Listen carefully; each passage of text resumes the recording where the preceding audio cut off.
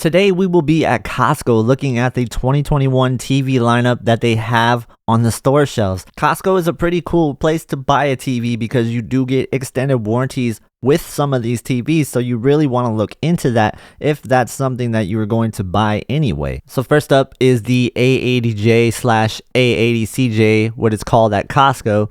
This is a very impressive TV. It's probably one of my favorite TVs from this year that I've reviewed.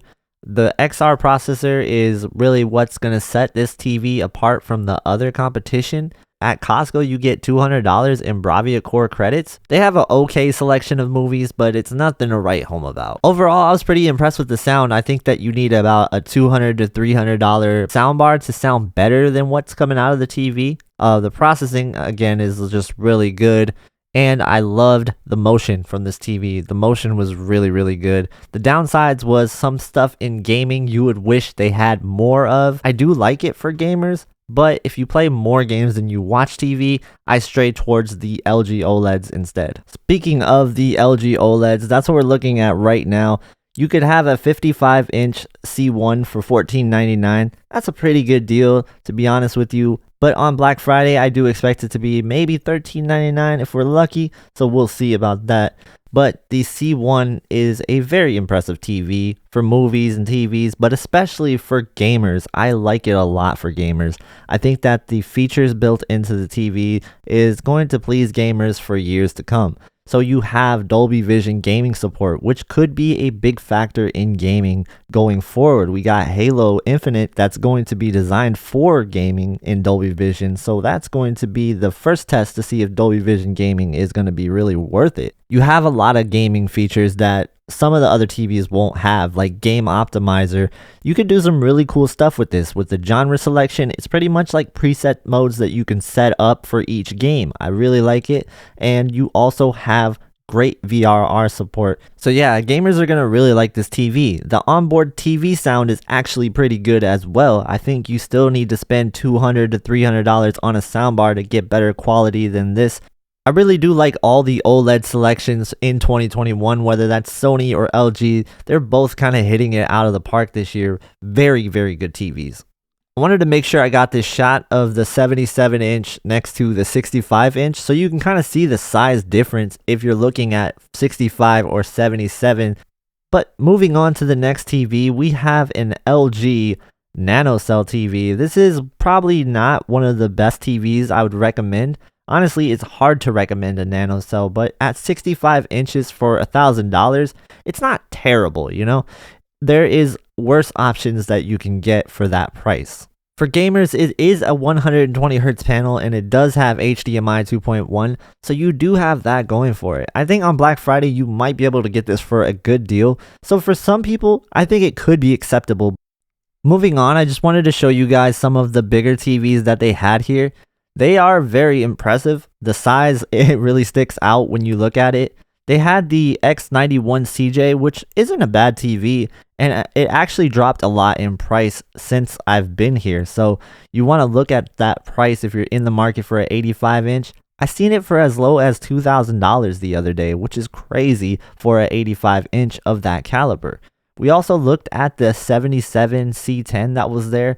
It was very impressive as well. It didn't seem too much different than the C1, though I think at this point, get the C1 because you are getting those improved features.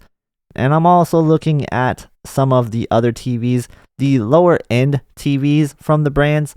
They're still impressive. Like, they're not anything that you can write home about saying like this is like some of the best picture quality I've seen. But for a lot of people, I think they'll be happy with it and they'll love it when it's in their living room, because sometimes people just want a big screen experience. And it's not like these are terrible TVs by any means. Really quickly, if you guys are enjoying this video, please hit the like button and consider subscribing if you want to see more content just like this. Thank you so much. Next up, we have the Samsung QN85DA, or also known as the QN85A. In the store, it was next to an X90J, and I thought that it was like way better than the X90J side by side. And I don't really judge TVs side by side in a store, but it just stuck out how good this TV looked in comparison to that one. The QN85DA is a really impressive TV. but I would suggest not going with it because it is an IPS panel, and just for a little bit more, you can get the more superior QN90A, which is a really good TV, and I tested it. I loved it. The gaming features on it were really great, and overall the picture quality is hard to beat for an LCD.